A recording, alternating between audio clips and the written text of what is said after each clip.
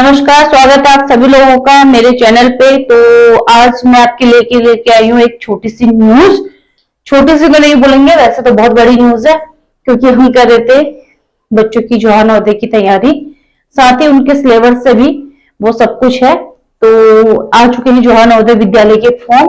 तो फॉर्म भरने की लास्ट डेट है 31/1/2023, मतलब जनवरी का पूरा महीना आपके पास पड़ा है।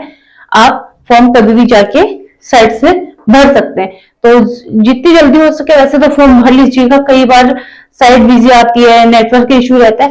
तो आप अभी मंथ स्टार्ट है और आप कभी भी इसको भर लीजिए। 31 तारीख को आपका ये खत्म हो जाएगा, आप फरवरी में अप्लाई नहीं कर पाएंगे।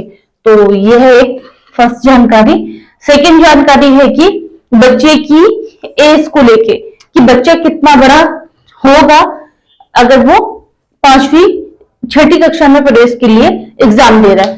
तो उन्होंने बोला है, जो इन्होंने अपना न्यूज दिया था उसमें उन्होंने बोला है कि बच्चा कक्षा 3 पास कर चुका हो और कक्षा 5वीं में हो, कक्षा 5वीं तक यदि बच्चा है, मतलब उसने कक्षा 3 पास कर लिया है, वो 4थी में है या 5वीं में है, तो वो फॉर्म भर सकता है। लेकिन उससे ज्यादा जरूरी क्या है कि उसकी एज मैटर करेगी। अगर वह इस एज के दायरे में आएगा तभी वो फॉर्म भरेगा। अगर वो 2000 यहाँ पे ऐसे आपका बच्चा है 1/5/2013 का, तो वो फॉर्म नहीं भर पाएगा, क्योंकि इन्होंने बोला है कि 1/2011 से 30/4/2013 तक उसकी क्या होनी चाहिए, जन्म तिथि होनी चाहिए। तो आप ध्यान रखना कि आप अगर फॉर्म भरने जा रहे हैं तो शायद उसमें फीस वगैरह भी होगी। तो अगर फीस नहीं भी है तो आप चार्ज, कैफे वालों को चार्ज तो देंगे। तो ध्यान रखिए कि आपकी एज इस बीच में हो। 2 साल का लगभग इन्होंने टाइम देते हैं ये, क्योंकि इन्होंने 4थी और 5वीं बोला है तो 2 साल का ये टाइम देंगे। तो 1/5/2011 से 30/4/2013 तक बच्चे की उम्र होनी चाहिए, मतलब वो इस बीच में पैदा हो। फिर दूसरा है, तीसरी चीज है कि जो ग्रामीण क्षेत्र वाले हैं उनको 75% आरक्षण मिलेगा।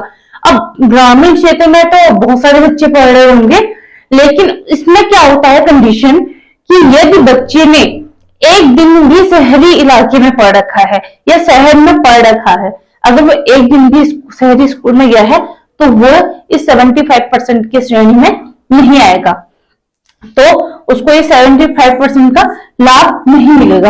यदि बच्चे ने प्राइमरी फर्स्ट क्लास से यही पढ़ रखा है तो उसे ये लाभ मिलेगा।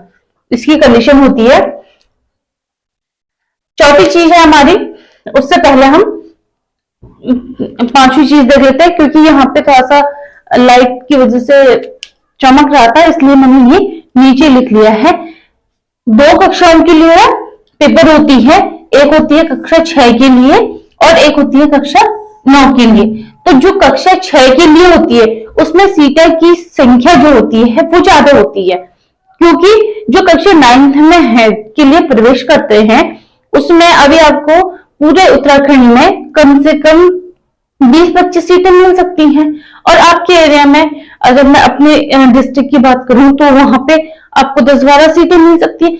जो बच्चे कक्षा 6 में प्रवेश नहीं करते हैं या किसी कारणवश छोड़ के चले जाते हैं, जो उनकी सीटें बची होती हैं वही 9th में प्रवेश करती हैं। तो ये एक बात है, कक्षा 6 के लिए बहुत सारी पोस्टें होती है हमारी, लगभग 4000 के करीब शायद, आई थिंक। तो ये एक चीज है। फिर तो यदि आप तैयारी कर रहे हैं जवाहर नवोदय विद्यालय की तो आप मेरे चैनल से जुड़ सकते हैं।